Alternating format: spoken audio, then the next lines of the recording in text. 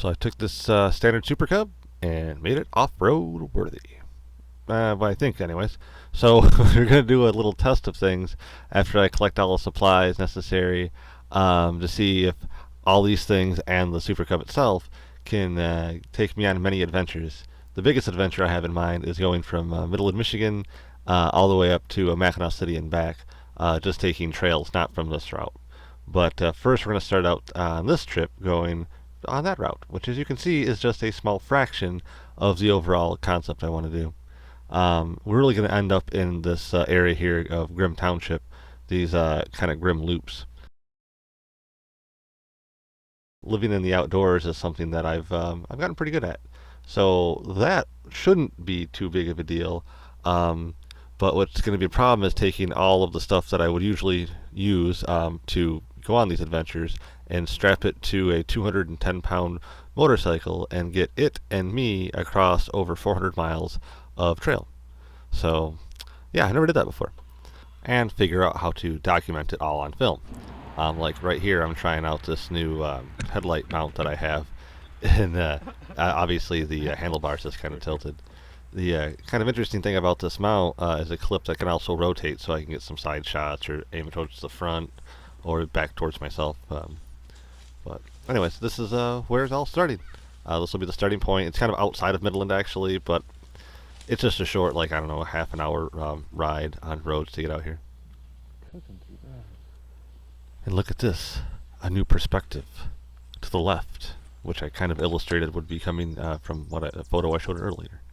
Um, it's kind of neat having this little camera mount that can swivel, like I was talking about, because it gives me options to do cool little shots like this, even though there's not a whole lot to show from the side. It just makes it seem like when I'm editing, I'm not just always going from camera A to camera B, from camera A to camera B, back and forth like that. So I can also show off different things that are going on, like that interesting burnt out couch bench seat thing back there. Mills is kind of an interesting spot because the way that this water level is usually maintained, it holds just enough water to not really be a swamp, but it's pretty much a swamp. Even though today I have to say the water level is a little higher, and it looks really nice. I mean, I really still wouldn't want to go swimming or anything like that, but I mean, the beach looks like you could go swimming if you wanted to get like some leeches or something. But no, overall the place is beautiful. The people have been taking care of it, other than that burnt out bench seat thing back there. I don't really see any trash or beer cans or even cigarette butts. So the people that come out here and use this property have been taking pretty good care of it. So thumbs up to all you people out there that've been taking your trash out with you. And what a perfect day for riding. The weather is just gorgeous. The sun's kind of toasty, but the air temperature is kind of coolish. So with the vents open up on my jacket, tooling along around 20 to 30 miles an hour, it's perfect. And now here's a new upshot from the headlight cam with the sunlight blinding us. This is actually the Canon, and I had two other cameras set up to kind of cut together this cool multi-angled shot thing, but when cutting it together, it just didn't really work. It was kind of disjointed. So this is what I got. Is this long shot, which is still nice. But setting that up probably took me, from setting it up to taking it down and everything, probably took me almost 25 minutes to a half hour. And I just have to accept the fact that to really be able to make this, not so much cinematic I guess, but things to cut together to make it look more interesting versus just an A and B cam, that it's just going to take me a lot longer to take the time to ride through a section, recognize there's a shot, understand how to compose the shots, because usually I want to do more than one, and then run it, take it all down, put it back together, and then get back on the trail. So that's just one of the aspects that I'm going to have to figure out and get used to doing, and accept it's just going to take me a really long time. Because I think if I was just flat out riding, I could probably do the Mackinac and back thing in like a weekish, maybe a little less. But I think with all the setting up the cameras, maintaining all the equipment and everything else, that 10 days or more. But I'm going to plan for 2 weeks. And this goes back to equipment. I need some kind of camera I can have mounted up front with a longer lens that I can turn on kind of quickly. That's also really durable, like a GoPro, because with these wide-angle lenses, your like field of vision is really weird compared to what I can see. Like I see most of your like quite well. I mean, I could tell right away they were looking directly at me and all that. Trying to bump in the GoPro, everything kind of got grainy and crappy. So again, just more things I got to figure out how to make work for adventures to come. Not just the Mackinac one, but just in general. I figure that there'll be lots of adventures on the Super Cub. I realize that I still have this tendency to avoid water. Like, I kind of know the spot, and it's really not that bad. And there is some water, but really nothing scary, anything I want to sink the bike or anything. But no, I'd much rather play it safe and walk through all these trees and stuff on the bank, and it's a much safer option, oh my god, my face, than just going through the water and just blasting through it and not making a big deal of things. But anyways, overall, like I said, this spot, it's the sand's a little squishy. Like, even dropping in there, I could feel myself sink, but you don't really disappear, so it just puts a lot of drag on the bike, and I just slowly creep through. As we'll see here. This is actually the worst water spot in Mills. There's like, I don't know, a handful more of spots like this that you pretty much have to cross, and then we're out of Mills. And actually this spot is one of my favorite spots. I gotta go back and get my camera. The camera that I use for these shots are actually for my helmet cam, because it kind of just has a quick clip on, clip off. Like I was saying, this is one of my favorite spots, and I'm trying to illustrate here that the water table over there is actually being held back by this kind of like retention berm type thing, and the water is actually about a foot and a half, 2 foot taller than the actual road itself. And I might like the spot, but this spot's not a good spot for lunch, and I'm thinking about lunch. It's about 1 o'clock now, and I didn't really have breakfast, so I'm gonna get to this one spot up ahead, where it's kind of more high banked, and sit down and have something to eat. And it's kind of an interesting spot, 'cause it's not really quite completely past all the water hazards, but it's kind of like halfway betweenish, and it's a spot where most people wouldn't go back to, and if they made it that far back, well, they're probably my kind of people.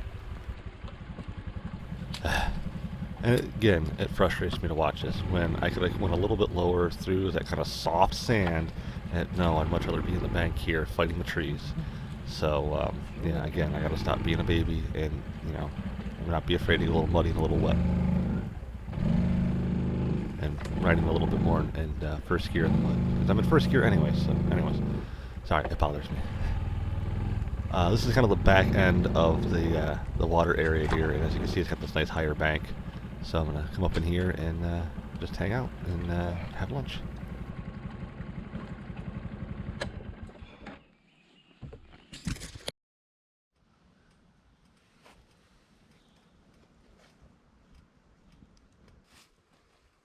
So it's starting to get a little cloudy. It's not supposed to rain today or tomorrow. On my return trip, as it's planned thus far, it's supposed to rain. For anybody making fun of my outfit right now, yeah, go ahead. I do. I look kind of funny. The bibs are kind of planned so that way they have built-in knee pads, and they give me a little bit more wind protection to the zipper up top with the bib part, as it were. And the sleeveless vest thing, whatever I have on underneath it, is actually has a chest plate, because the riding jacket I have only has a back plate and elbow pads and stuff like that, nothing for the chest. So I wanted to have a little bit more chest protection when going out doing this stuff. So I figured I might as well set up the camera while I was stopped to catch another angle here. I'm starting to realize again and again that I'm just going to have to take the time to set up the Canon, as well as this one I have right now, which is my helmet cam. So that way I can get more angles, because I was going to do a two-part shot here with the one that was mounted to the front headlight cam. But when I bonked in, the whole camera just flopped and the shot kind of looked like crap. So, lesson learned. This area here, I remember coming through earlier with Justin a few days, I guess about a week before, and there was no water here. It was just all gullied out. To the right, it was very, very deep, and the left spot was already a little muddy, but everything else was dry, and the rut closest to my right was actually the cleanest and most compact, but it was very low too. So I was debating there which route to take, and you see that I kind of split the difference, and yeah. And as you can tell, that having camera issues again. Yeah, nice crotch shot there. That's why I'm glad I did decide to bring this little wrench thing. I just have yet to locate it in my kit because it's strapped underneath the backpack. And again, I'm just being lazy and trying to move time along and not taking the time to fix my equipment properly so that way I can get proper shots. I'm having fun doing it, but I want to kind of have all this stuff to look back on as I get older because unfortunately my human condition makes it that I age. So I want to look back on these wild adventures and make it fun to watch instead of just one continuous helmet shot. Anyways, that was the puddle that Justin had fallen into, and there's only a handful of more puddles and or mud holes or whatever you want to call them until we're out to Deer Road and then out to Eastman, and at the end of Eastman it starts up the Grim Loops. So we got some road to cover, and even though the roads are just about as bad as the trails, they're well enough where I can travel at kind of a clip and there's not much going on. But it does kind of hold bearing to the story, so I'm not going to cut it completely out. So to kind of help move things along, we're going to do what they did back in the 80s and 90s, and we're going to use a musical montage. 1, 2, 3, 4.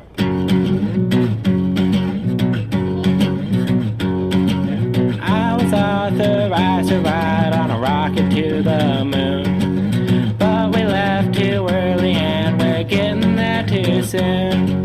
Instruments are all fucked up and the hull is rusted through. Co-pilot's got space herpes and the navigator's got them too. Rocket to the moon, rocket to the moon, rocket to the moon, rocket to the moon.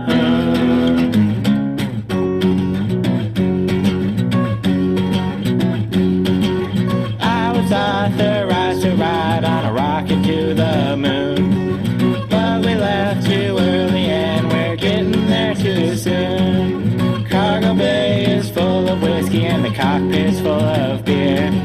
Ground control just fell asleep and the pilot's too drunk to steer. Rocket to the moon, rocket to the moon, rocket to the moon, rocket to the moon. Everybody wants to go to the moon. Everybody wants to go to the moon, but they don't realize that the whole damn trip is a lousy fucking piece of filthy shit.